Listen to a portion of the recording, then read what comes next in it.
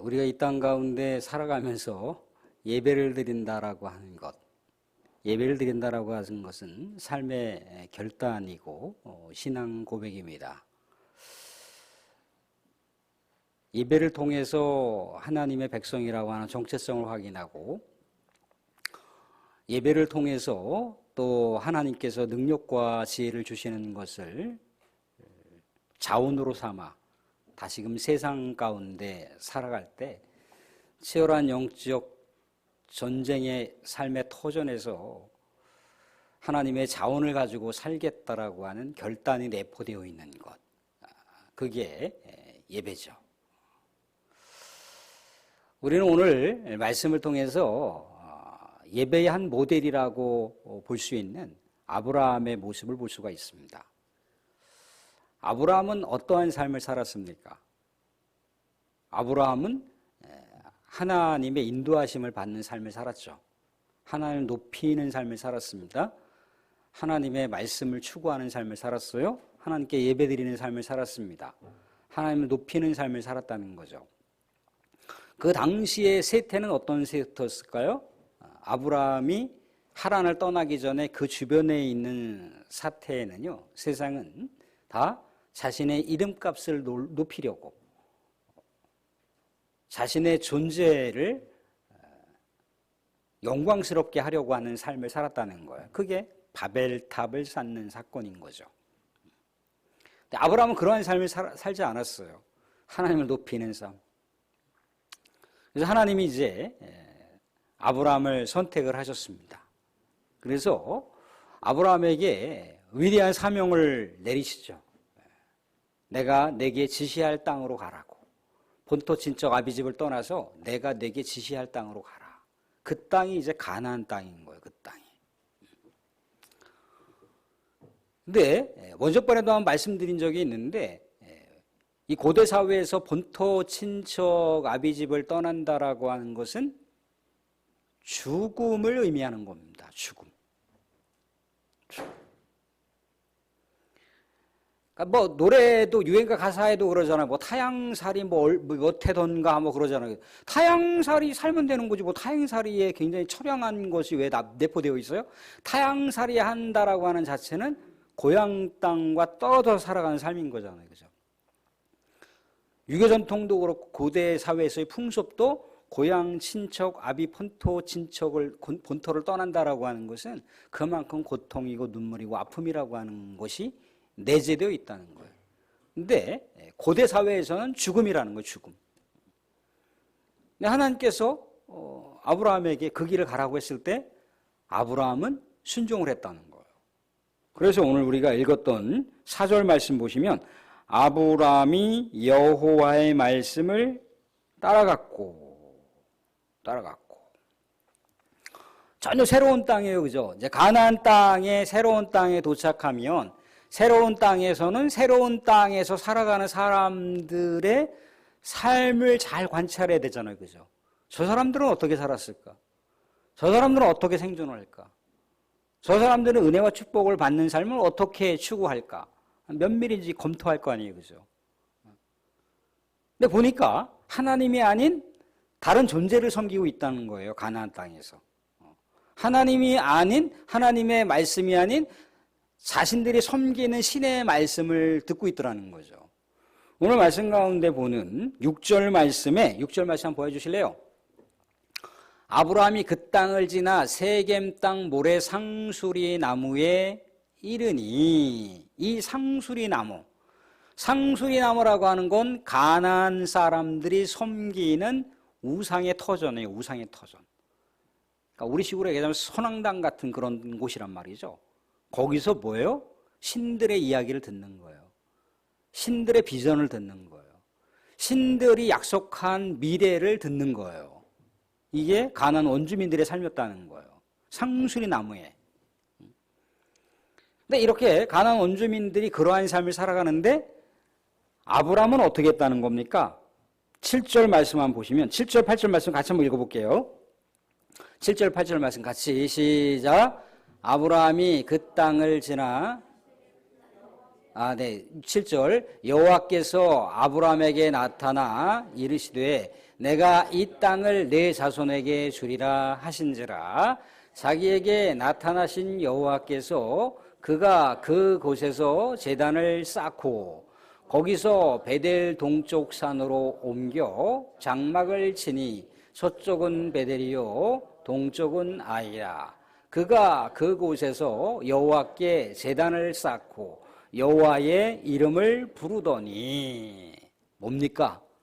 새로운 삶의 터전. 그 모든 원주민들은 가나안 토속신앙 가운데 토속신을 섬기고 있었어요.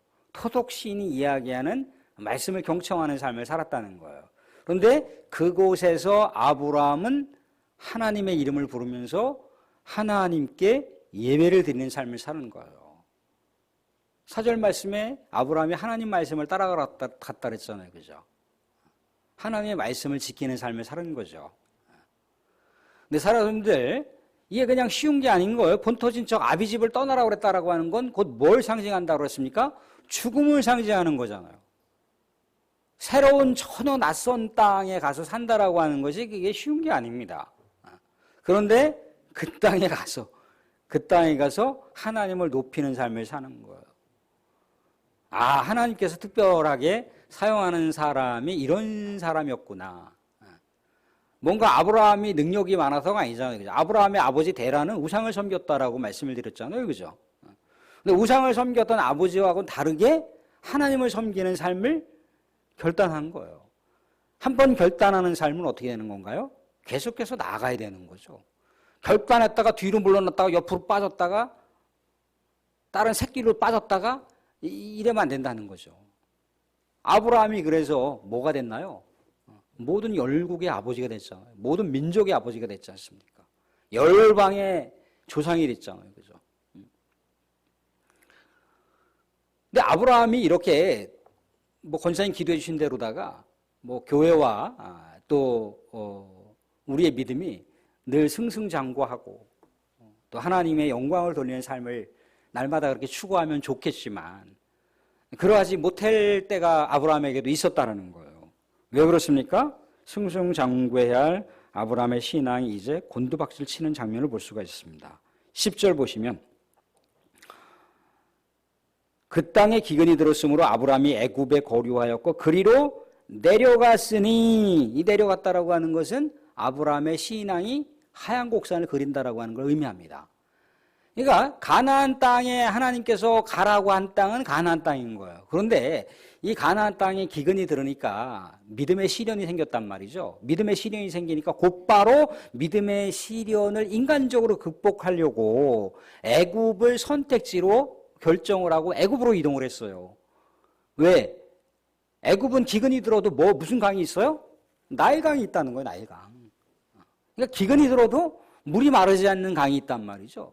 그러니까 먹을 것이 있는 그런 땅이 애굽 땅인 거예요.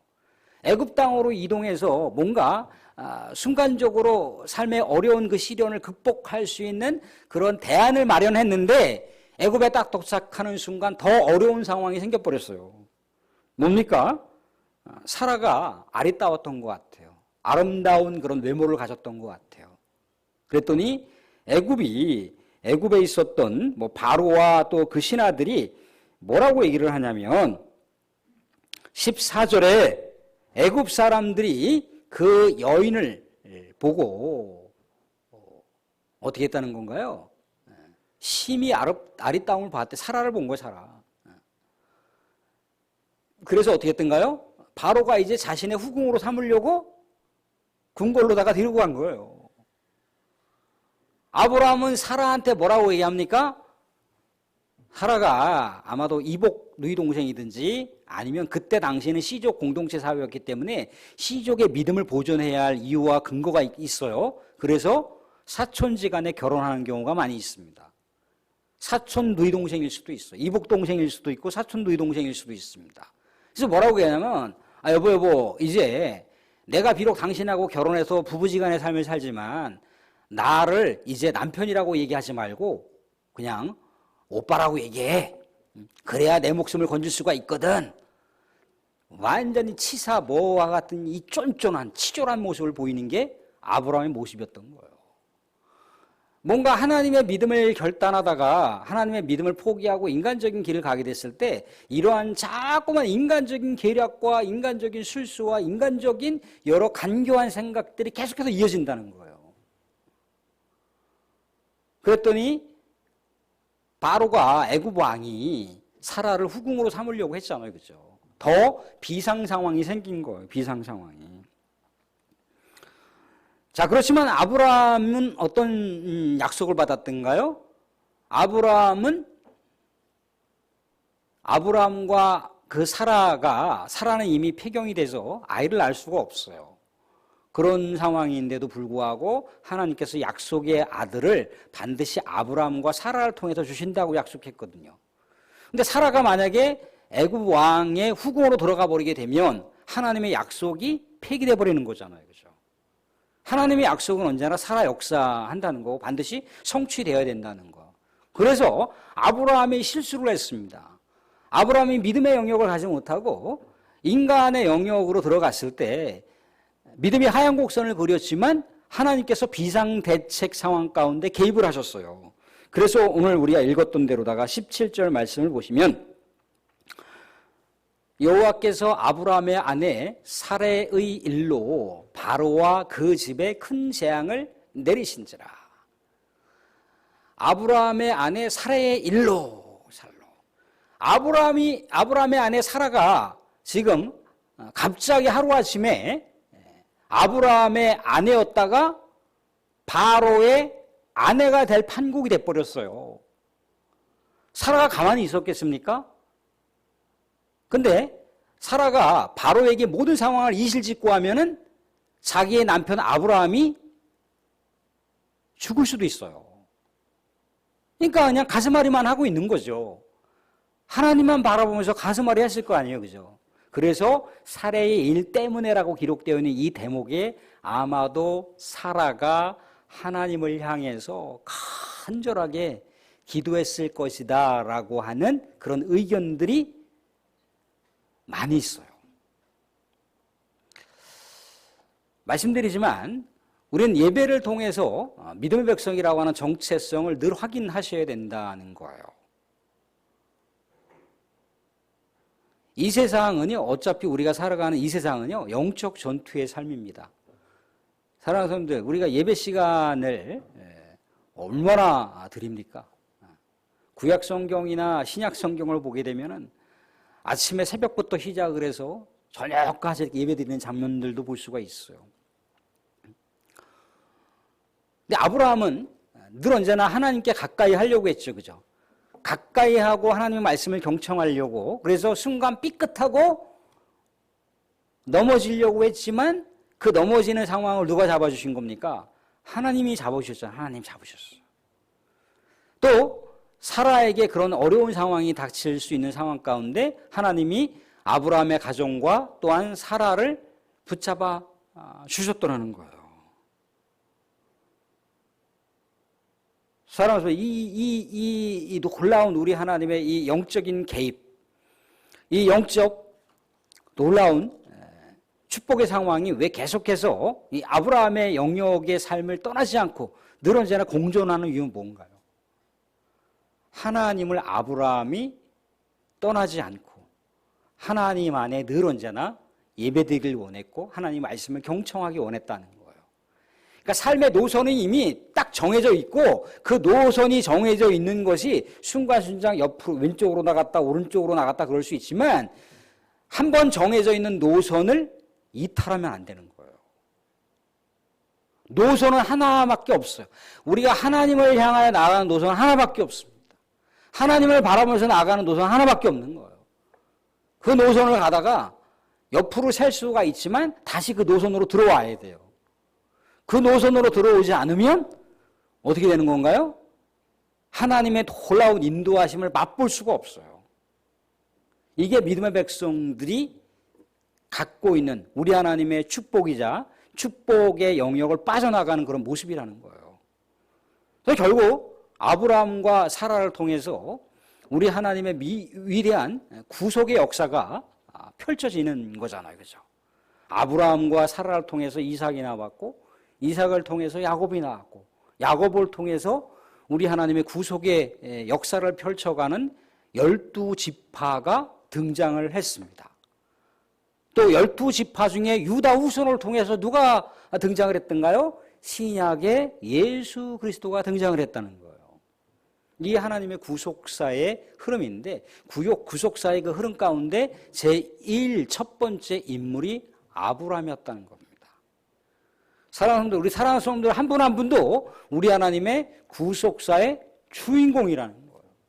이 구속사의 주인공이라고 하는 것을 언제나 잊지 마시고, 우리가 순간순간 우리 하나님을 오롯이 집중하지 못할 때 다시 한번 예배 가운데 내가 하나님의 구속의 인물이지, 구속사의 인물이지, 우리 하나님의 축복의 통로이지 라고 하는 그런 정체성을 다시 한번 확인하시고, 예배 드리는 삶을 늘 언제나 즐겨 찾으시고, 우리 하나님의 말씀을 붙들고 살아가는 삶을 늘 언제나 삶 속에서 추구하게 됐을 때 하나님께서 우리의 삶을 붙들어 주신다는 겁니다.